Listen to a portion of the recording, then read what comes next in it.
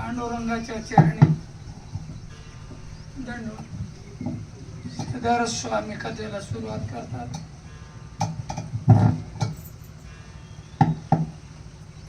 एकदा काय झालं, गांधारीनं तप केलं आणि व्यास मुनी प्रसन्न झाले आणि व्यास मुनीनं आशीर्वाद दिला की तुला 100 मुलं होतील. काय घडतंय ऐकूया. व्यास वदन केली आवरे, गर्भिणी झाली गांधारे. 25 मासा बिप्तरी, प्रस्तुत नये सर्वता. आशीर्वाद मिळाला. व्यास मुनी निघून गेले. गांधारी गरोदर झाली. 5 महिने काही झालं नाही. पुढे काय घडलं ऐका. प्रसूत झाली. मी सांगतो तुला काय झालं.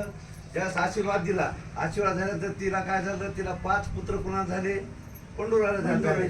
ते झाले. तिला वाटलं मला मुलं तिला झाले. मुलीला थोडा मनामध्ये गर्व आले तर तिला झाली 100 गरोदर राहिली. गरोदर राहिली तर तिला किती दिवस निघून गेले, 25 महिने निघून गेले. तरी ती आकडा बघा. व्यास वदन केली आवरे, गर्भिणी झाली गांधारे. 25 मासा बिप्तरी, प्रस्तुत नये सर्वता. 25 महिने झाले. व्यास मुनी निघून गेले. 9 महिन्याला डिलिव्हरी व्हायला पाहिजे. विचारा तरी मग सांगता येते. काही सांगू नका. अप्रामटिंग करावं, चाडवं बोलू नका. 9 महिन्याला डिलिव्हरी व्हायला पाहिजे नियमानं. 25 महिने झाले. गांधारी प्रसूत झाली नाही. काय घडलं मग पुढे ऐका. तो वार्ता सांगती विप्र, कुंतीस झाला पुत्र युधिष्ठ. जय सावदळाचळे बाळ मित्र, देवी तेजस्वी जन्मला. इकडे असणारा धर्मराजाचा जन्म झाला कुंतीच्या पोटी. वार्ता पसरली. ब्राह्मणानं येऊन सांगितलं, हो गांधारीला कुंतीला मुलगा झाला. एकदम राजबिंडा आहे, सुंदर आहे, सूर्यासारखं तेज आहे. काय होत आहे का. ऐसे ऐकता गांधारी, ईर्ष्या उपजली अंतरी. अंदास न कळता निरधारी, उदर तातड पाशाने. काय करावं. तिकडे मुलगा झाला आणि आम्हाला मुलगा झाला. मनात द्वेष निर्माण झाला. पाशा नाही. माझा पती हो अंध आहे. काय करावं आहे का. ज्यावेळेस तिकडं मुलगा झाला, ही वार्ता मुलगा कळाली गांधारी. दगड घेतला आणि दगड घेऊन असं फाडलं पोट. तिच्या मनात हे आलं.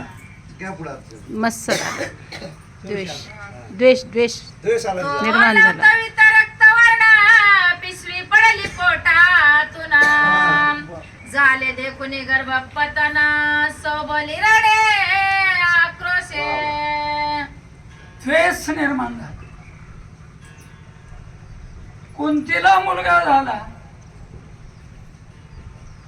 आणि 25 महिने निघून गेले तर माझे बाळ जन्मलं नाही.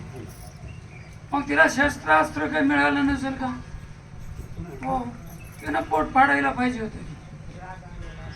दगडानं हो. रक्त पिशवी बाहेर पडली. काय होते ऐका. झाला थोडा कांता, तो व्यास पातला कश्मात. म्हणे माझे वचन नव्हे व्यर्थ, चिंताग्रस्त होऊ नको. आक्रोश करू लागली. व्यास मुनी अचानक आले. व्यास मुनी बोलू लागले, माझा शब्द खोटा होणार नाही. मी सांगितलेलं वचन लबाड होऊ शकत नाही. ऐका. उदके पिशवी प्रोक्षिता, तो शतभाग झाले तेता. म्हणस गर्भीचे गरे निघत, तैसे निवडता वेगळाले. पाण्यानं धुली म्हणा ती पिशवी. आलं बंद पिशवी. या स्मरतीनं उदक मंत्र टाकून होय ना, मग ती बाहेर आलेली रक्षाबंधन. पिशवी आहे आणि मग व्यास मुनीनं त्याच्यावर पाणी मंत्राने शिंपले, त्याचे 100 भाग झाले आहे का. जसं फणसातून घरा निघतो का, फणसातून जसा घरा बाजूला निघतं तशी वेगवेगळी जसे निघतील तशी लेकर बाहेर निघून आहे त्यातून त्या पिशीतून घरात. अंगुष्ठ प्रमाण शत कोंबी घात वरुणा त्यात घातले भिन्न भिन्न व्यास देवाना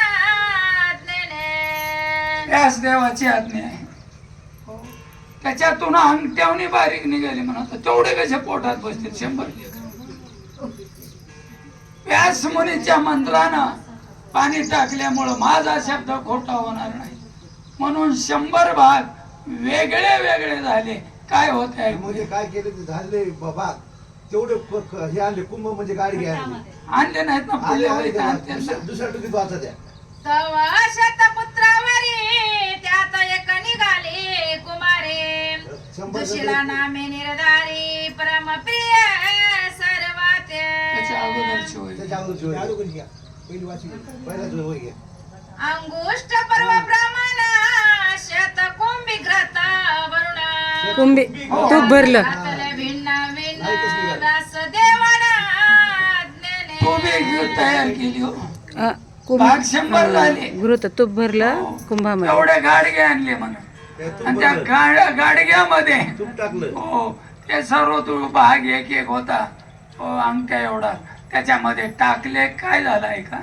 तव शतपुत्रावरी त्यात एक निघाली कुमारी दुशीला नामे निर्धारी परमप्रिय सर्वाते त्याच्यामध्ये एक असणारा तुकडा स्त्रीचा निघाला, मुलीचा निघाला. तिचं नाव दुष्यंती ठेवलं. दुशीला हो, दुशीला हा? दुशीला.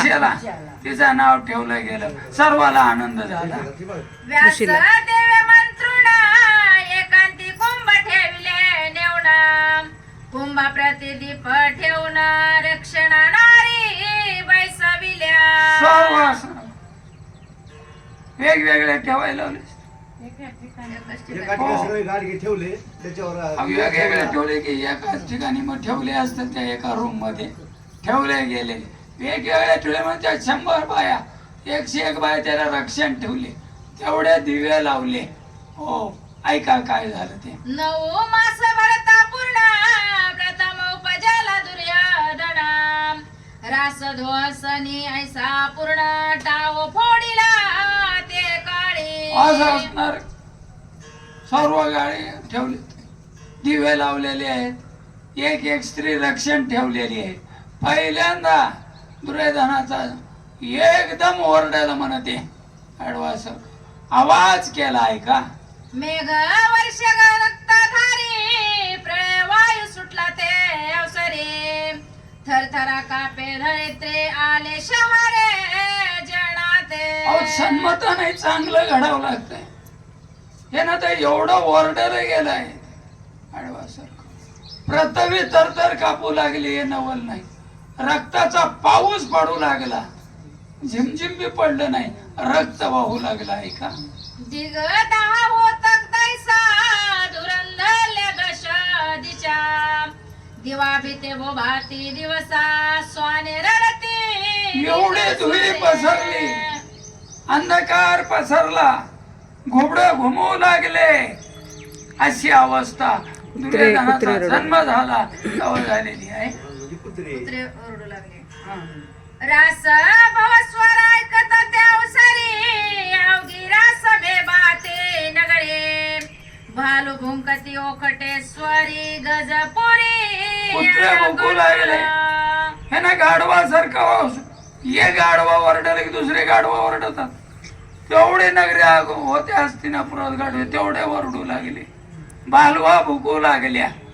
काय झाल्यास दुर्योधन जन्माला आल्यास. जन्माच्या वेळेस बी चांगलं जन्मलं तर बरे. हो हे असलं दूर जन्मलं गेलं. अंधकार पसरलेला होता. भविष्य सांगती ऋषी सकळी वडील सुत सर्वांचे मुळे करील स्ववंशाची होळी सकळ राया जात कर्म बघितले असलेले हे मुलगा निर्माण झाला. सर्व अवस्थाशी बेकार झाली. हो अंधार पदुही झालेली आहे. घुबडे घुमू लागलेले आहेत, रक्ताचा पाऊस पडताय, जमिनीला भूकंप होत आहे, कुत्रे भुकू लागलेत, बालुवा भुकू लागलेले आहेत. याचं चरित्र काय? ते म्हणजे सर्वाच्या मुळावर आहे, सर्व कुळाचा नाश हे करी असं भविष्यकार सांगू लागले. महाविष्णूशी करील द्वेषा, दीर्घ दुःख देईल वडेल असा.